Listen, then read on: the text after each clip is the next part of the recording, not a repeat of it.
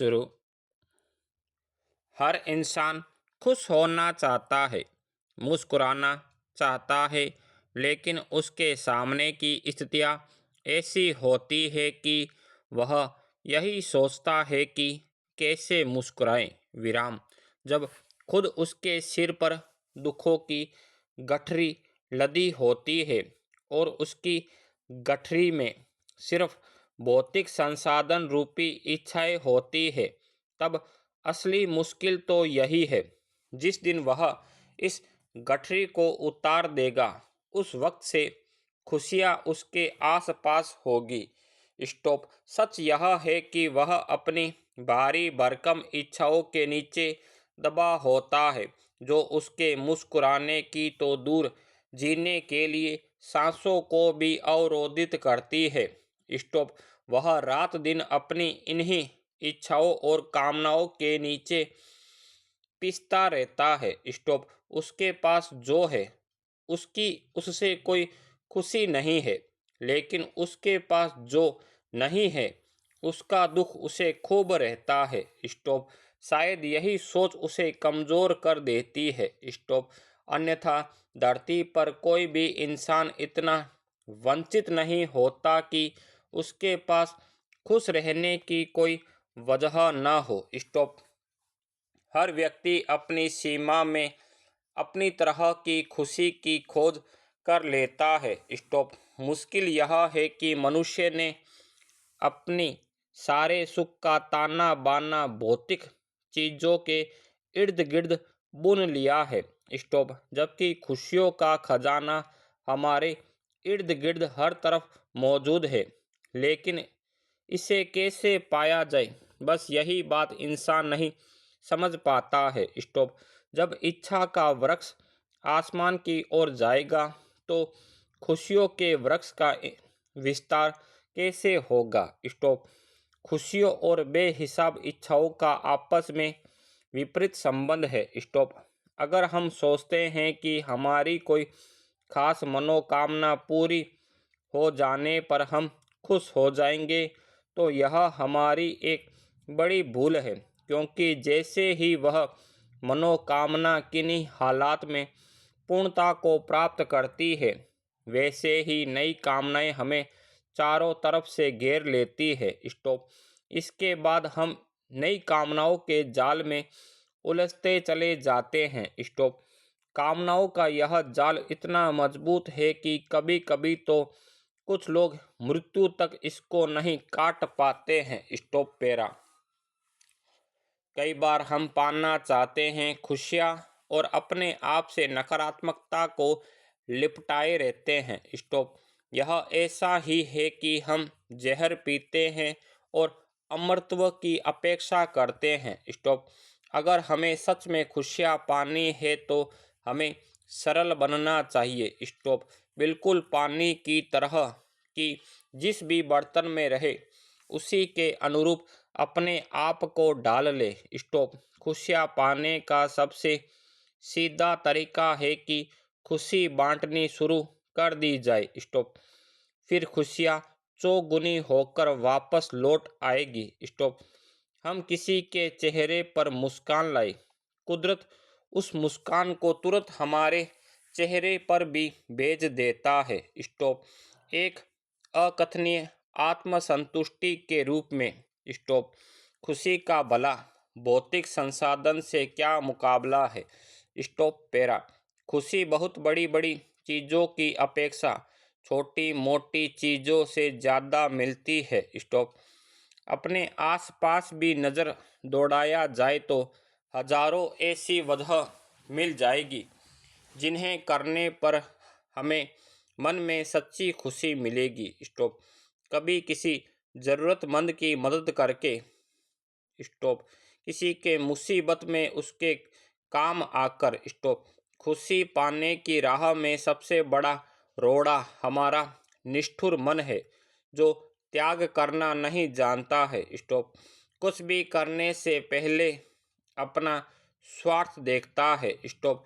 एक बार इस स्वार्थ का परित्याग करके कोई काम किया जाए, तब पता चलेगा कि इसमें खुशी ही खुशी है। स्टॉप। खुशियाँ तब हमारे जीवन से भी विलुप्त हो जाती है जब स्वार्थ का आंखों के आगे पर्दा पड़ जाता है। स्टॉप।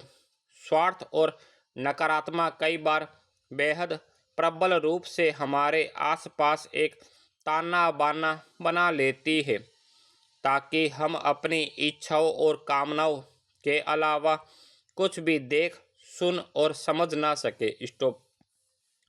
स्वार्थ हमें हर प्रकार से लालच और लोभ देता रहता है और हमारे निस्वार्थ बनने के मार्ग में अवरोध उत्पन्न करता है। स्टॉप। कभी वस्तु के मोह के रूप में तो कभी जरूरत का हवाला देकर। Stop para. खुशी का ताना बाना अगर हम अपने इर्द गिर्द बुनना चाहते हैं तो हमें अपने आप को किसी ट्रेन का ऐसा यात्री मानकर देखना चाहिए जिसके डिब्बे में हर प्रकार के सुख दुख, निराशा, शांति अशांति रूपी यात्री बैठे हुए हैं। स्टॉप।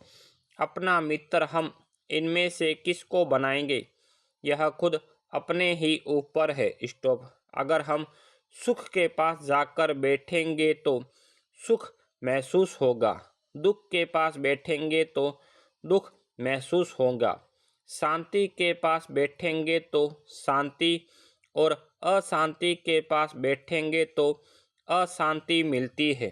स्टॉप।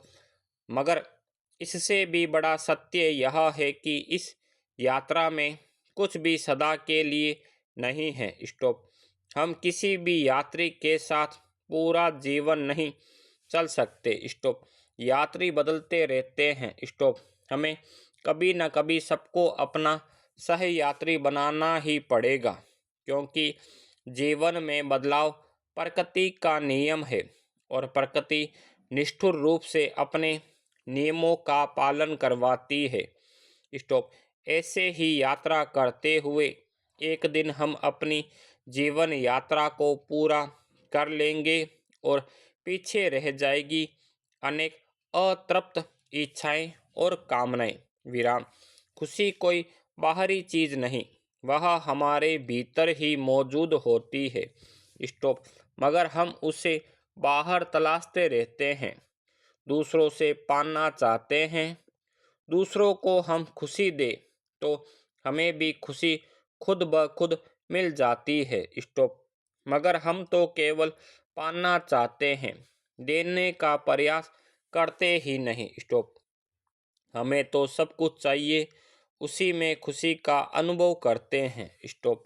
इसका अगर केवल कर्म बदल दे तो खुशी अपने आप बरसनी शुरू हो जाएगी। Stop para. इंटरनेट आधारित उपकरणों की लत को लेकर लंबे समय से चिंता जताई जाती रही है। स्टॉप।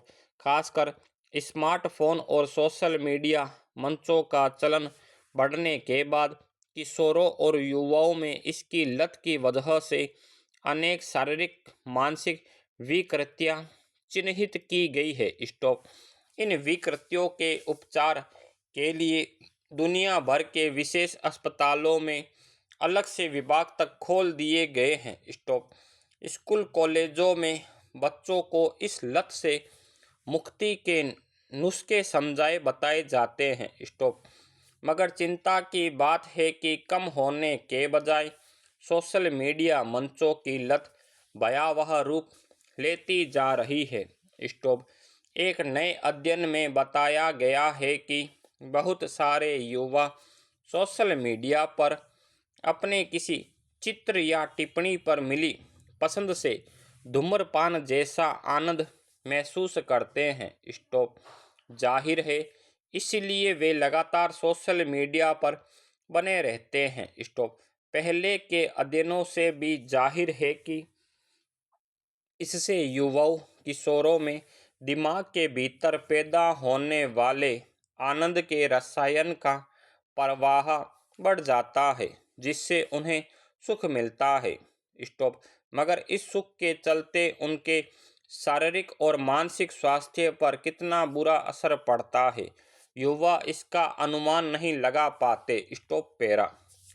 सोशल मीडिया के अब अनेक मंच हैं जहां युवा और किशोर अपनी पसंद की गतिविधियां कर सकते हैं। स्टॉप। ज़्यादातर युवा अपनी तस्वीरें डालकर अपने मित्रों की सराहना पाने की कोशिश करते हैं। स्टॉप। उसमें से कई तस्वीरों के लिए युवा खतरनाक जगहों और जोखिम भरी स्थितियों में भी खुद को डालने से नहीं रोक पाते। स्टॉप।